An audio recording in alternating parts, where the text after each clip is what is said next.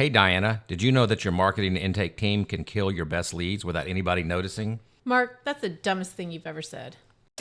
Ladies and gentlemen, jurists and just curious, welcome to the Successful Barrister podcast. Here you'll learn about marketing, management, and life skills for lawyers that probably won't get you disbarred. Hosted by Marc Whitehead, a seasoned lawyer who remembers when fax machines were cutting edge, and Diana Berry, attorney, COO, and the brains behind the scenes. Together, they are the legal world's most dynamic duo since statutes met regulations. So if you're looking to build a practice, not a prison, you're in the right place. Welcome to the Successful Barrister, where legal legends are made. And welcome to the Successful Barrister podcast, the podcast for lawyers and law firm leaders about marketing, management, and life skills that probably won't get you disbarred. I am your host, Marc Whitehead, alongside my number one, my COO, Diana Berry. Hey, Diana, what's up today? I honestly don't know, but I do know I got a snack today, so I'm feeling better. You were kind of angry earlier. I was definitely hangry. At this morning's meetings because you had not eaten yet. And let me just say that's fun. kind of on you because, you know, you're supposed to eat before you get to work every day. Well, I had actually, that was just my morning snack. It says a lot about me, I'm sure. So she said many times before in this podcast that food is her love language. Yep. Not eating is her, what's the opposite of love language? Or I don't know. I turned into I feel like a lot like Godzilla, you know, that GIF. Turn into Godzilla. And everyone's my Tokyo, I think. So, okay. Especially because today we have to talk about intake and marketing, which are not always, I like intake. Okay. Marketing's not my strong suit. So a couple of weeks ago, I've lost track now, we did our top operational reports that we can't live without. Yes. And it was noted in that podcast that we specifically did not include marketing and intake because we thought that was worthy of its own podcast. Well, guess what? Here we are. So today we are going to talk about our top marketing and intake reports that we can't live without. I will put a caveat that I've noticed there's a few of these in here that we have not perfected. So there's one or two in these that are more aspirational than actual, but it doesn't diminish the fact that they're important. Exactly. So, so let's kind of set the stage here. So as I see it, the problem is that a lot of law firms obsess over the wrong things. You know, they obsess over the number of leads that they're getting. They obsess over, their website rankings. They obsess over their ad spend versus what the law firm down the street is doing. You know, is my ad spend bigger than your ad spend? People start measuring themselves against other law firms. And that's really, I think, the wrong way to look at it. And that is going to kind of be my theme today as we kind of go through these reports. Is what you really need to be looking at is looking at your conversion rates, your intake department's performance, and where your revenue, in other words, where your good cases are actually coming from. Cases are not equal, I'll dive into the PI world. There's your soft tissue car wreck case with minor, what we call missed cases, minor impact soft tissue cases, and then there's your serious trucking accident cases. In our world, in the disability world, we have Social Security disability cases, but those vary a little bit in the quality of the case, and then we have insurance cases, which we all know are the bigger cases in terms of, the size.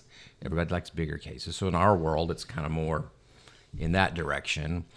I could imagine the family law case, do you want, no fault divorces, or are you looking for higher net income people divorces, where there's bigger issues at stake and quite frankly, bigger fees at stake. God help me, I would never want to be a family law attorney. Yeah, that sounds very not fun. Side story. So my mother is a family law attorney, has been so for too many decades to count. And I remember back in the day when I was in law school, I moved back home and lived with my mother for 3 years while I was in law school because I was a cheap bastard and she let me do it. The problem, this was back in the days before cell phones. Everybody had landlines.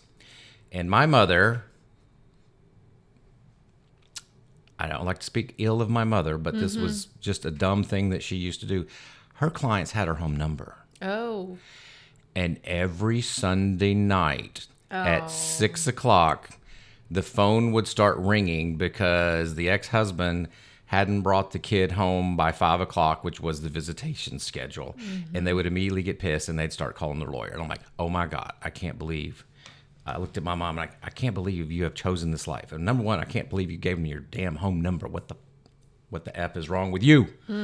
Because she made me answer the phone. I was her de facto receptionist. Oh, well, hey, you got to earn that rent somehow, Mark. You gotta, I know. So, in 35 years later, she's still practicing family law. So, well, it's working for her. But I tell you what, the lesson I learned, don't do family. Give out your home. Don't do family Don't law. give out your home phone number. That too. Yes. No, don't do that. Oh, I have lawyers, friends of mine, that occasionally give out my cell phone numbers to clients. Not happy with those people. You give my cell phone number out to vendors. How is that No, not so that the is not same true. thing? I don't even know your cell phone number. You have definitely, there's a story out I there, have sir. never given your cell phone number out in my life. I give out your email all the time. Lies. Diana@markwhitehead.com. Now that one everyone Mark can have. spelled with a C. Diana@markwhitehead.com. Today we're going to talk about the top 5 or 5 to 7 reports that we can't live without, marketing and intake reports that we can't live without at the firm. Yes. So we're going to talk about what ultimately I think makes the cash register ring. So the core truth about all this, is that marketing generates the opportunity and your intake determines whether or not you get paid. So these are both things that you need to pay close attention to and measure. How do you measure your marketing? What reports are we looking at? And how do you measure your intake efficiency? In other words, what are the reports that we're looking at? So that's what we're going to talk about today. And I guess I say the central problem is that most firms, they track activity, but they don't track the outcomes. And my argument is that we all need to track the outcomes. So, and reports exist that allow you to do this. But my feeling, and this is from coaching and talking to people, is that a lot of people just don't do that. So when we come back, we're going to dive deep into the 5 to 7, depending on how much time we have, reports that we look at in marketing and intake. This podcast is sponsored by Marc Whitehead Associates, a national disability benefits law firm. Marc Whitehead runs a firm of over 60 dedicated people whose mission is to make a difference in the lives of our injured and disabled clients. Marc represents disabled claimants in Social Security disability, private disability insurance, and veterans disability claims in all 50 states.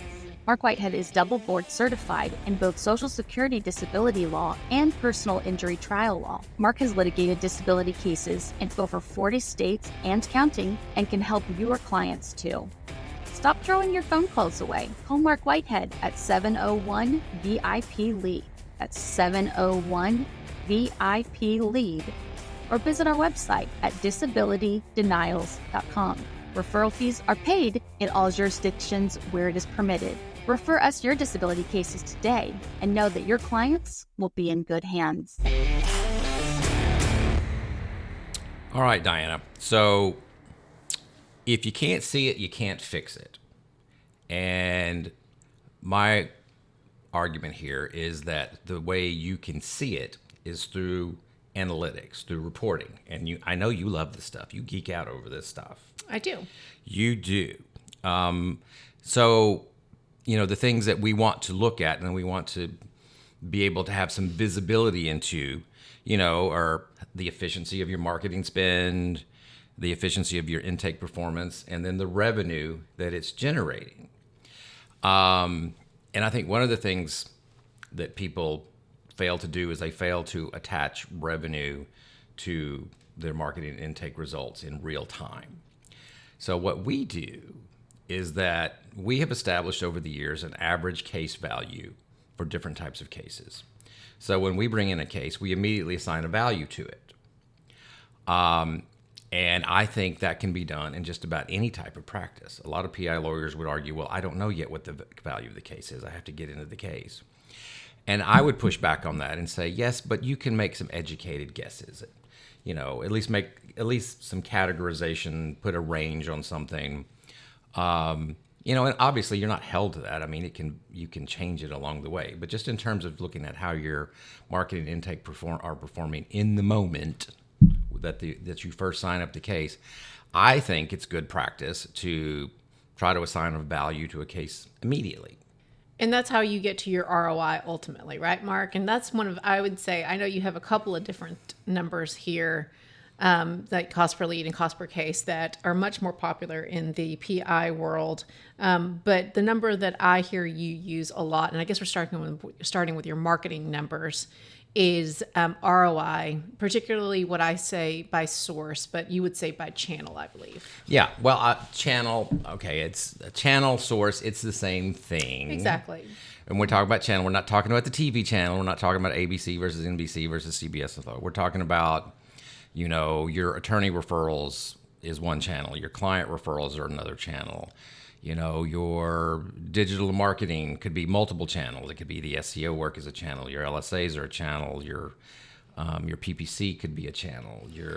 And so you basically, right. So to pick up on where you left off, I believe, once you have the approximate value of each of your case types, whatever that may be, and then you figure out what your marketing spend is, then you can get to your ROI to figure out the most effective use of your marketing dollars, we talk a lot about that anyway here, Mark. So the ROI by source, I think, is one of the most important, or ROI by channel is one of the most important reports that you have, even though, and I'm going to try to use this one correctly, it's a lagging measure.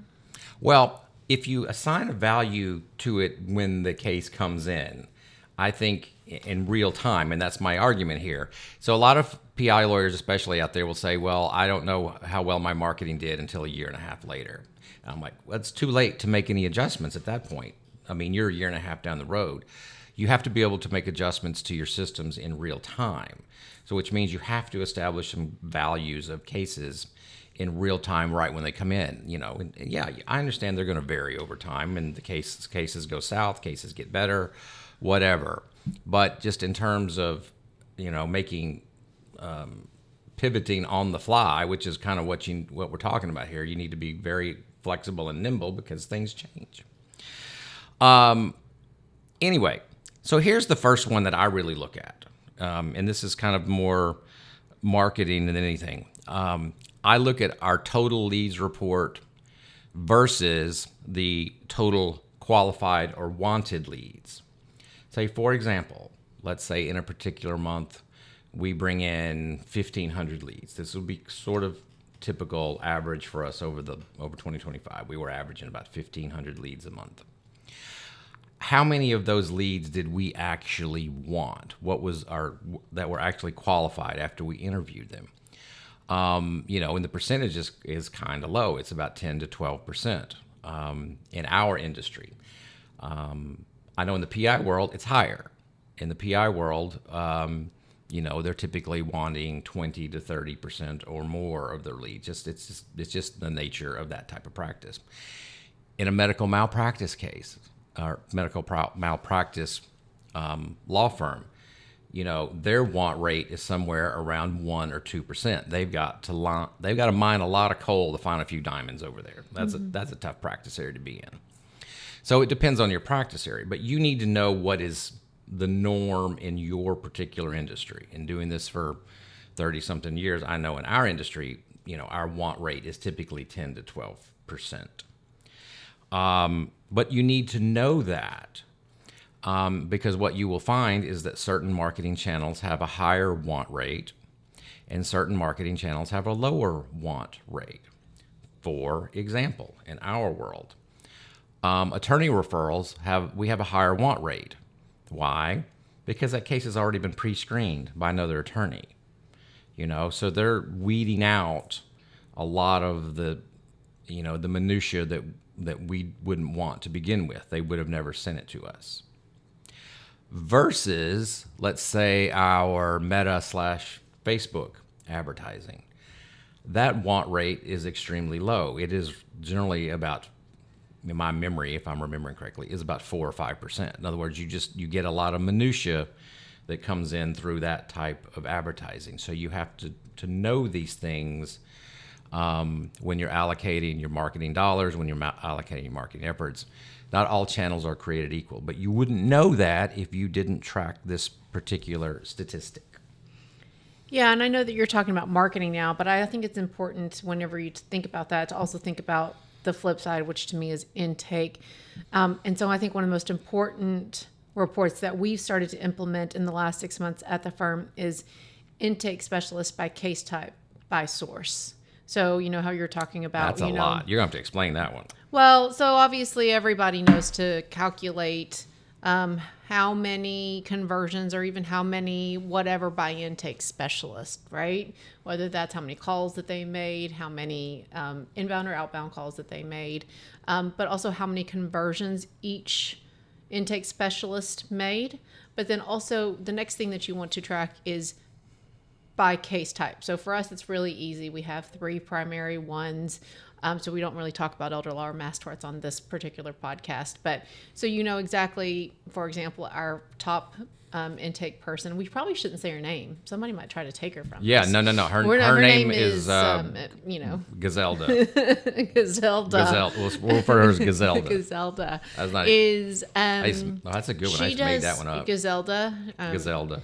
She does really great with column long-term disability cases, while another one of our intake specialists does really well with Social Security disability cases. We inherently kind of sort of finger in the wind, as Marc likes to do, in my gut. He always likes to say, in my gut, I think I know this. But we now track by case type. But we've also started adding, I basically now just add source to every report, whether that's at ops, intake, or marketing, obviously in marketing, but I add source to it because you can then kind of see, well, how are you really doing with, is it attorney referrals that you're primarily getting those type of cases from? Or you really do well with, for example, the Google leads. And so it really allows you to drill down. In our firm, all of our intake specialists handle all of our cases because of our volume. That may not make sense for your law firm, in which case you might want to specialize your intake specialists or develop certain teams. This is my premises liability team because they really understand the nuances there and can screen more leads. And you can only make those business decisions when you actually categorize the data in that way. So, for example, in our world, everybody, I think all of our intake specialists can adequately screen a Social Security disability lead because they're fairly homogenous and it's a simpler screen. Versus veterans disability is a much, much, much more complicated screen. It is a harder thing to parse. It is very nuanced. There's a million different specialty programs within the VA system that you have to know about, and that's really hard to train people on. So we tend to have people that sort of specialize in that area. In a perfect world, everybody would know everything about everything, and they could be totally flexible because you don't know who's going to be on the other end of that phone when you pick up the phone. But in reality, when you have really complicated issues, those tend to fall on people who really are better able to grasp the nuances of the complex cases. And I've had intake consultants come in, Gary Falkowitz for one, very respected guy. And he goes, Marc, all intake specialists have to know how to do everything. All right, Gary, I agree with you in practice, but we don't live in a theoretical world. We live in a real world. Well, and so that's why you run your intake team. You've run it both ways in my tenure here. And I have tried to do it Gary's way, and I've just found that it doesn't work in the real world. Well, it definitely depends on the capability of the intake specialist as well. But also your firm's growing significantly, especially with the number of leads. So it allows us some flexibility to be able to handle things differently. So what report do you want to talk about next, Marc? Well, we sort of covered lead by source. We definitely covered lead which by we source. Just went through. So we just sort of morphed right into that with. Yep. As y'all can tell, this is Marc's outline, and I am struggling. No, today. she's not. You have this stuff down. No, well, I'm following you. I would like to point out that I said stuff when I really went for the other S word, but just to make you happy, thank you. I didn't say shit. So anyway, Marc. I say the third one here is cost per lead by source. Okay. So this is the most basic thing. So for example, we are dealing with a lead vendor right now that sells leads. That's easy to figure out the cost per lead per source because they're selling us a lead for $70. You know, they sell you an internet lead, a form fill lead for $35, but that sucks. Those are awful. If you want a live transferred lead, it is $70 cash on the barrelhead. So it's easy to figure out your cost per lead because it's contractual. As opposed to, what is our cost per lead for our SEO work? Or our, if you want to throw in the Google Business Profile leads, which I think are the 3-pack. What is your cost per lead there? Well, that's a little bit more of a difficult calculation to make because you have to start thinking about all the things that went into that. Well, I paid my SEO person to run my website. There's a cost that goes into it. I paid some other people to do some things on our 11 Google Business Profiles. Well, that cost kind of goes into it. And you have to figure out your divisor. Is it your numerator or your divisor? The top number is the dollar, so that's the numerator. The bottom number is the number of leads that particular channel generated. That is your divisor. I'm going back to 8th grade here. Yeah, and I'm wondering where you even going with that. Okay, I'm so trying you're trying to do the figure math. out, yep, you're doing the CPL. Spend divided by leads. Yes. Spend divided by leads. Yeah, right there in your notes. See, you act like My I didn't write an notes. outline.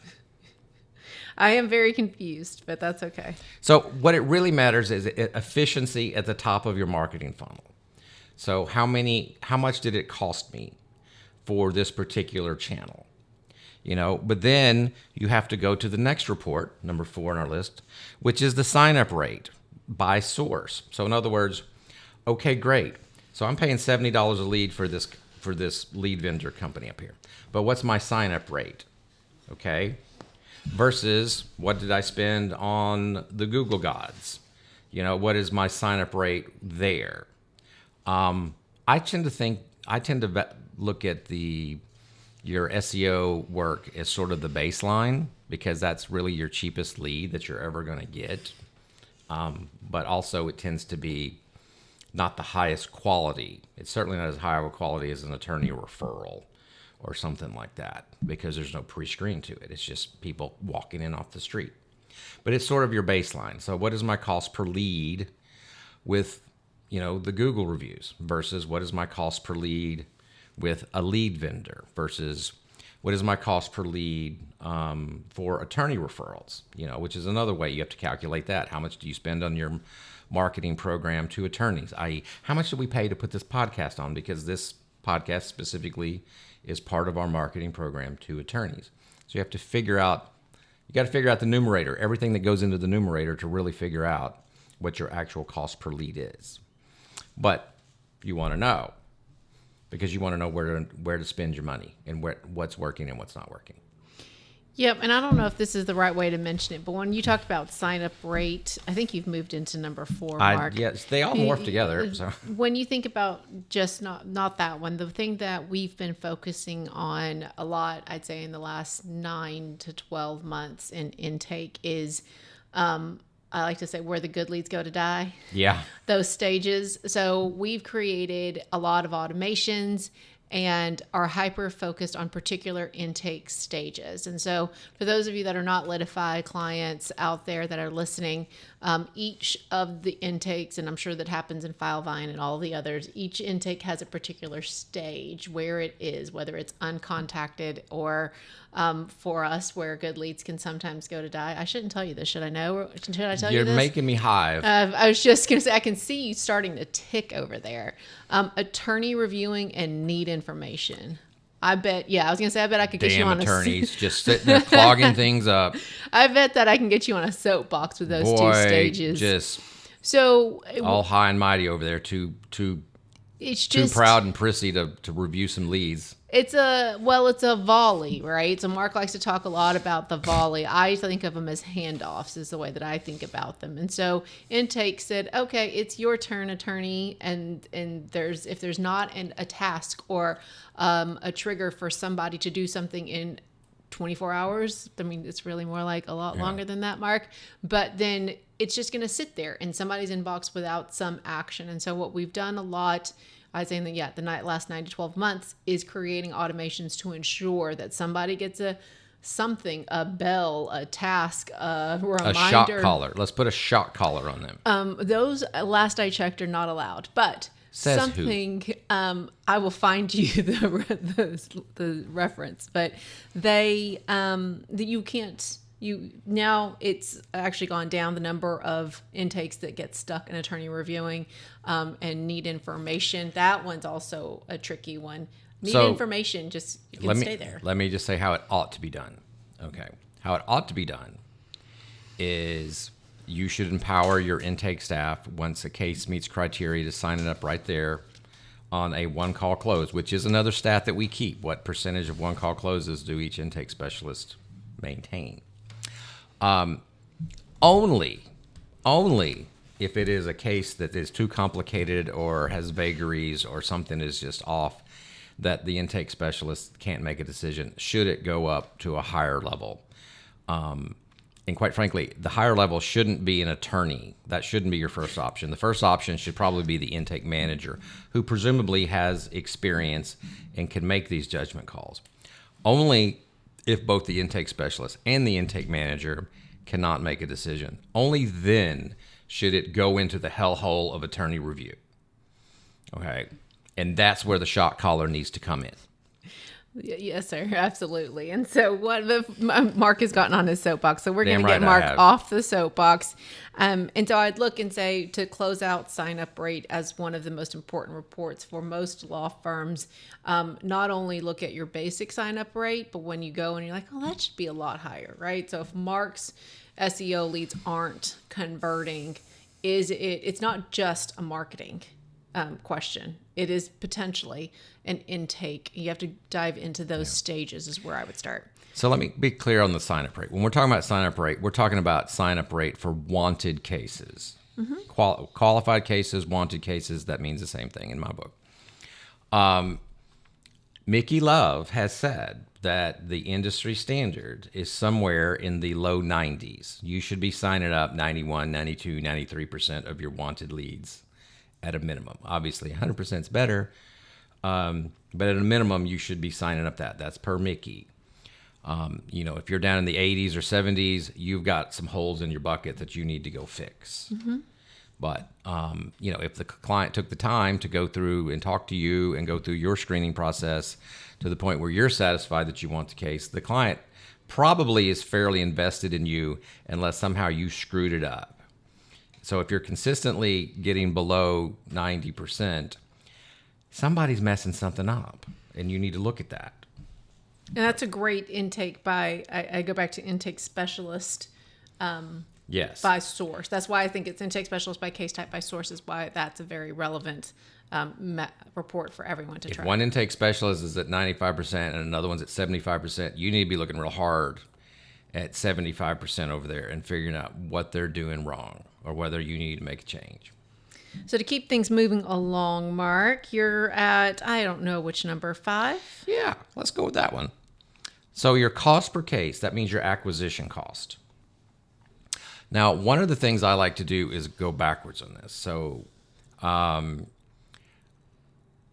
in all of 2025, I looked at my total aggregate number and then the ratio that it meant. It led. Let's say I spent, I'm just making these numbers up. These aren't actual numbers. But let's say I spent $1 million on advertising 2025.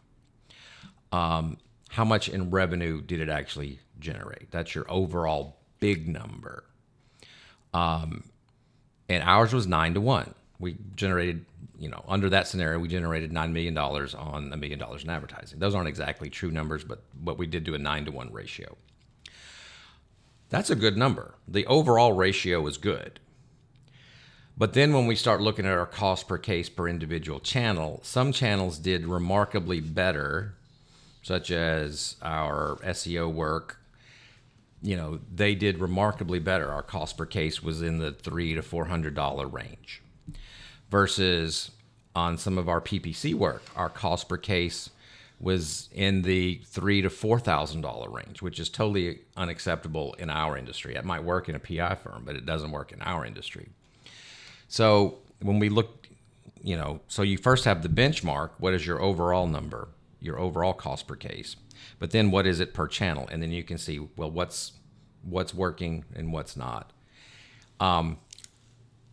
So in our case, PPC, we haven't ditched it. We're still trying to figure out if we can fix it, but we certainly have scaled it back until we think we can find a better solution.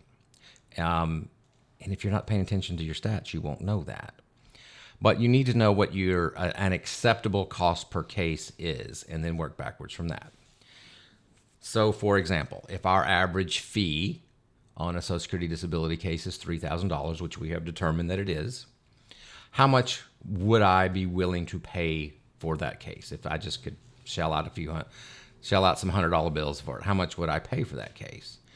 And I think we've determined that we, on average, would like to pay no more than, about $400 a case, because that gets us a nice, what is that? That's about a 6-7 to 1 return. Something like that. Oh, I'm not doing that math. You're not going to math from me? Oh, gosh, no. I'm a lawyer. But we know that because we also know what our labor cost is, and we know what we want our profit margin to be. So we can back it out and figure out that I'm not willing to pay more than, say $400, maybe $500 on the top end for a case that's going to make me $3,000, because it's not just acquiring the case. I also have to put labor on that case. Same thing, if you're doing a car wreck practice, what is your average fee? Let's say your average fee in a car wreck practice might be $10,000. What would you be willing to pay for that case? Maybe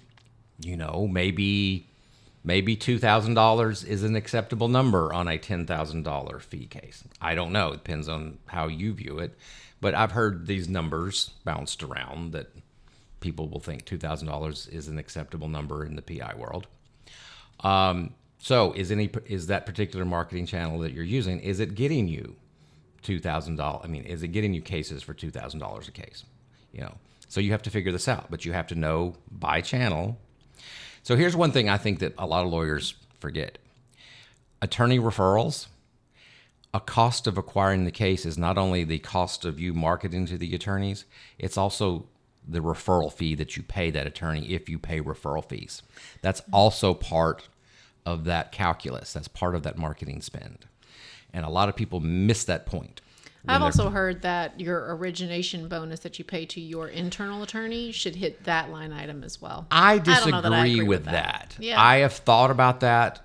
Well, I mean, yeah, I'm just positing that that's a theory out there if you want to consider it for your Here's own why firm. I think that is incorrect. Because part of the allure of the origination bonus is you're putting golden handcuffs on your key people, because this allows them to make substantially more than their base salary if they can go originate work. The other thing is, since cases have such a lag time, the way most of these are structured is that you have to be an employee of the firm at the time the check is received in order to collect on that. And if you leave early, you forfeit that origination fee, or at least there's some formula. You have to be there at least to the end of the quarter or something like that. So it sort of puts golden handcuffs on your key people if you have this system. So in my opinion, for those reasons, I would not include that in the marketing cost. I'm happy for my people when they make origination fees. I root for them to do that because it means it ties them closer and closer to the firm. I hereby resign from my co-host duties as podcast co-host, and I'm going to go originate business. Well, I'm all for it. Go for it. But no, you don't get out of the podcast.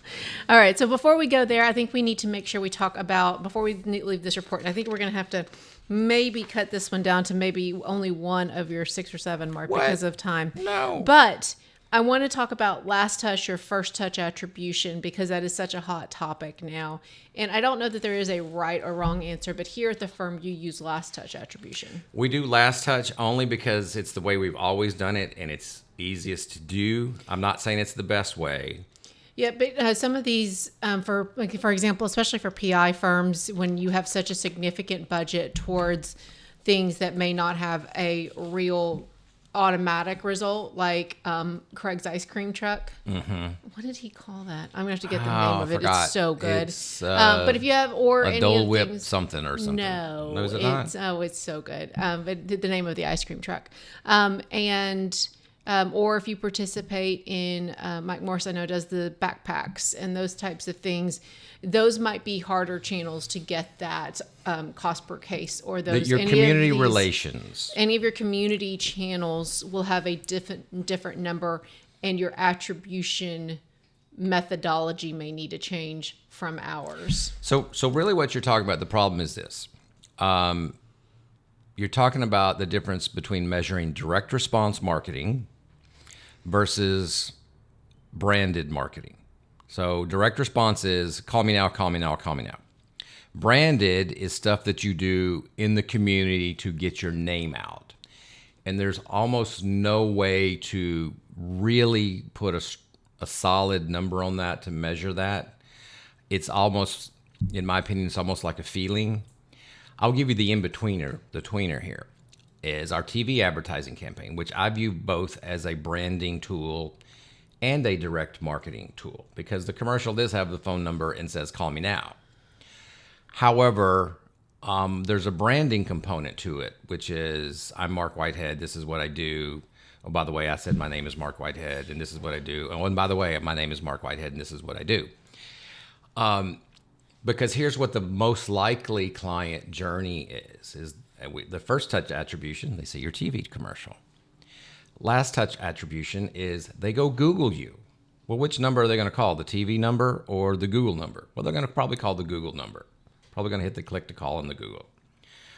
So when it comes into our office, it is attributed, last touch attribution, it is attributed to, the Google gods. But who really should get the credit there? They just do a general search for disability lawyer near me, and they see the 3-pack, and I'm one of the names in the 3-pack. But they pick my name over the other two people's names because that name is somewhat familiar to them. They don't know why, but they've just heard this name before. And the reason is that they've seen my TV commercial going on for however many months, years, whatever it is. It's really hard to measure the effect of branding specifically, but you can feel the lift of it, the halo effect of it over time. So those are sort of the problems that you have with first touch attribution versus last touch attribution. Last touch attribution is easy to calculate, hence the reason we do it, because it's easy. Does it tell the whole story? No, it does not tell the whole story. This is Marc Whitehead, lawyer, entrepreneur, and business coach. Thanks for listening to the Successful Barrister podcast.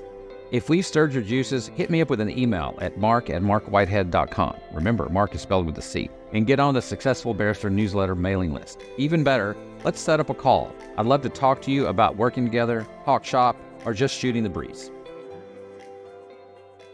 So, Marc, I think, when we started talking about this episode and this outline, we got into one of our fights that we do, and because you think your dashboards are your reports, when we're actually dashboards are a mixture of reports. And what we've talked about today are metrics that show up on dashboards. Right. I just said a whole bunch of words. But one of the things that I wanted to talk about and hopefully redeem myself from a prior episode is leading Oh no, here we go. versus lagging measures. The guilt. And I can feel the guilt. No guilt. I don't know, maybe guilt. Guilt. It's guilt. But we're going to talk about how each of these metrics end up on different dashboards. You have Like our intake specialists have their intake month-to-date numbers. Our intake manager has her own dashboard, and you even have your level 10 scorecard. Now, some of these numbers are the same throughout. Yeah. Right? Total leads, maybe even total leads by source. But others, like especially the intake your dashboard that you review with them monthly, those are finite numbers. Those are lagging indicators. Because we're reviewing last month and how we did. But this is why we do them on a monthly basis, not quarterly or annually, because, even though they are lagging numbers, they're only 30 days old. So they're still relatively fresh numbers. Whereas every week you look at your level 10 scorecard, and if you see trends that are red weekly, you're like, okay, go back and look at that. Yeah, so trends are important. So raw numbers sometimes can be a little misleading, but if you're looking at a trend line and you see a trend going good or bad, you need to start asking the why question. Why is this doing this? If it's something you can fix, you fix it. If it's something that's good, then figure out what you're doing and figure out how to scale it. And one of the most important, actually, I was in a meeting it wasn't even an intake or marketing meeting. I was just in I think your daily huddle, and you're like, hey, leads are down. And we all perked up and we're like, what do you mean? And you had picked up some dashboard, you'd done something, refreshed something, and right. You're like, leads are down, and everybody popped to it and figured it out. And so we figured out where the leads were down. The leads weren't down across the board. The leads were down with one particular marketing channel, and I tweaked your level 10 scorecard to get you, because I thought it was important enough to get weekly numbers on that particular channel. And so now we fixed it across your level 10 scorecard and your one of your other dashboards that you use less. But I posit that your 3 most important channels should be tracked weekly, yes. both by total leads and by conversions.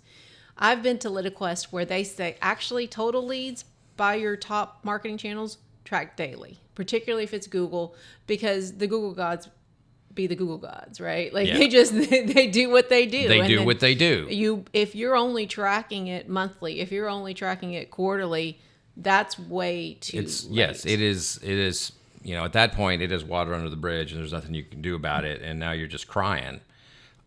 So yes, I would agree with that totally. So we track our television weekly, we track our PPC weekly, we track client referrals weekly, we track attorney referrals weekly.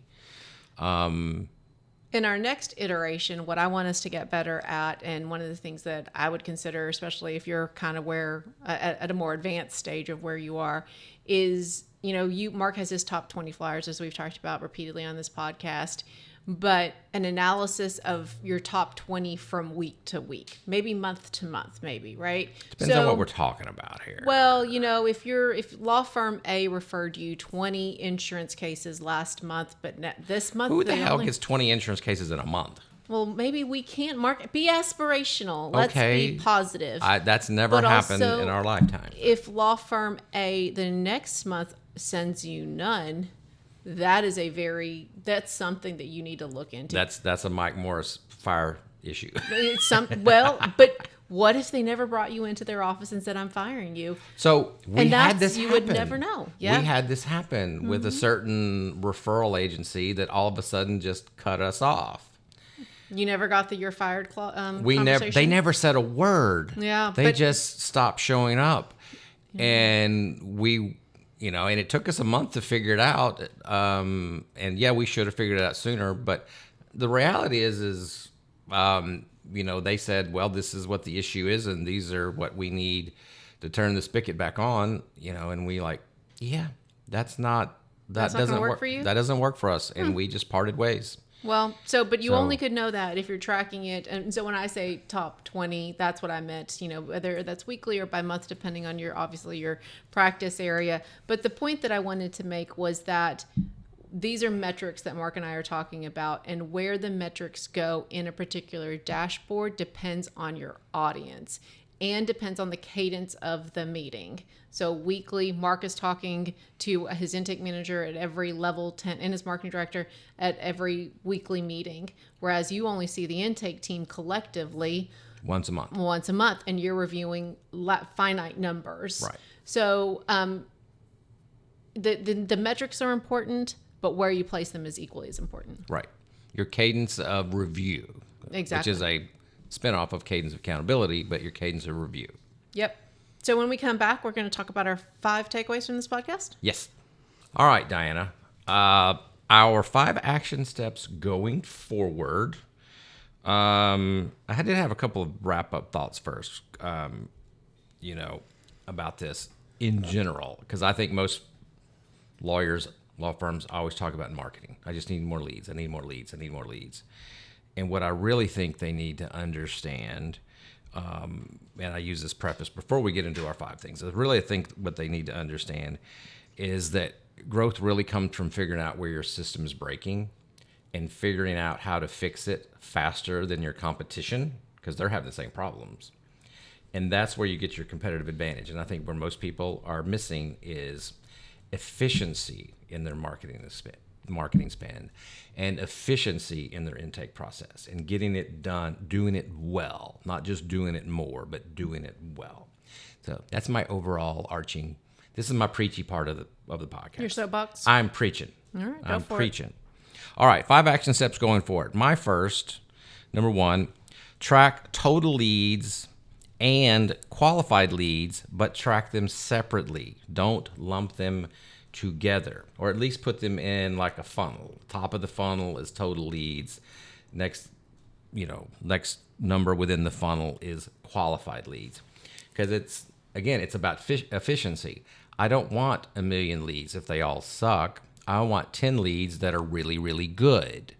So it's all about the quality of the leads, and you can learn a lot by looking at what percentage of leads by marketing source are qualified. So that would be my first tip. All right, my second takeaway is my favorite new report, which is to utilize, create then utilize an intake specialist by case type by source report based on signed cases, not just the leads. But I love that report, and it takes a while to build. So if you don't have it, go ahead and start building it and then utilizing it, and either create some of those teams like we talked about, if that's where your practice area lies, or just recognizing which of your intake specialists do better with which case type, and just know that. Yeah. Number 3 on the list, calculate your cost per case for each source. This is your real scoreboard. So I'm just throwing out numbers here, but if our cost per case for a Google review or for a Google lead is $300 a case versus an attorney referral, once you factor in the referral fee, is more like about $750 a case versus a PPC lead, which is more like $2,000 a case. What does that tell you? That ought to tell you a lot. Okay. Yep. And so number 4 for me is to audit where, I think I said during the podcast, but audit where your good leads are going to die. So everybody, like the 1% that Marc talked about, which of those cases did you not get? Is it our infamous attorney reviewing stage that Marc loves so much? Is it need information? Just go ahead and but know where you're not getting your want cases. Gotcha. So number 5 on the list is implement a weekly marketing and intake review meeting. Like your level 10? Like we do it in the EOS system. We call it a level 10 meeting. So we have your big level 10, but then you have your sub level 10. So marketing and intake are one sub level 10. And the reason we put them together is that marketing and intake are just 2 sides of the same coin. One has to generate the lead, the other has to convert the lead. But they need to know, one side of the coin needs to know what the other side of the coin is doing. And they need to be simpatico to make sure that everybody's rowing in the same direction. And plus, they can give each other great feedback. The intake team can give the marketing team great feedback. Don't give me more of these. Yes, don't give me more of these, or this source sucks. Blah blah blah blah blah. But review the reports, identify one problem, and fix it immediately. That's let's just fix it one problem at a time. And before you know it, we're cooking with gas, as my uncle would say. I'm not sure I understand. Versus what? Okay, you understand my uncle was born in 1908, so, Cool. they used to cook with wood. Oh, But gas was better when they Did got not gas. know So your the uncle was phraseology born was, in now we're cooking with gas. all righty, Mark. Good Lord, where have you been? I don't know. I think I'm hungry. Okay, fine. Thank you for listening to the Successful Barrister podcast, where legal legends are made. I'm Mark. And I'm Diana. And together with a dynamic duo of law. So when you listen to this and you were just totally wowed by Rate what and we review said, it. please rate and review it. Wherever you get your podcast, hit that share button. Make sure you share it with your friends. And visit us at our website at successfulbarrister.com and leave any comments, or hit us up with an email, diana@markwhitehead.com. That's Diana with a D and Marc Whitehead with the C.com. Diana would love to hear from you. I really would, especially if you have any disability referrals. Yes, she wants your originations. And make sure to visit our sponsor, Marc Whitehead Associates, a national disability law firm, at www.disabilitydenials.com. So go build a practice, not a prison. See ya. Bye.